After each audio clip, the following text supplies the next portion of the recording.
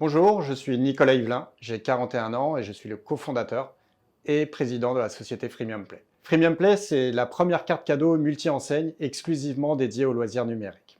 Qu'est-ce que ça veut dire? Finalement, Freemium Play, ce sont des solutions marketing, des solutions techniques qui permettent à votre bénéficiaire de s'abonner à des plateformes exclusivement dédiées à cet univers du loisir numérique. Des plateformes de streaming vidéo, de musique en ligne, de presse numérique, de jeux vidéo, et tous ces nouveaux services qui se développent via le web, de formation, de développement personnel, tels que de la méditation en ligne, des cours de cuisine, des cours de langue, le code de la route.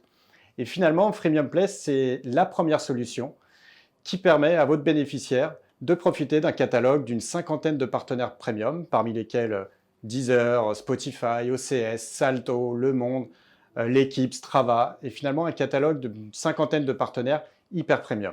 Les défis à venir pour Freemium Play sont de trois axes. Le premier, c'est d'arriver à répondre à notre forte croissance. On a connu un gros développement sur 2020 et les chiffres 2021 sont encourageants. Donc, du coup, on va peut-être encore faire x3 ou x4 cette année. Et donc, forcément, on va avoir un besoin de se staffer sur les différents métiers de l'entreprise. Le deuxième point, c'est le développement de nouveaux services, de nouvelles fonctionnalités, de nouvelles options sur Freemium Play, mais également, on a plein d'idées dans l'univers du loisir numérique. Donc là, encore, on va avoir besoin de ressources qualifiées et volontaires.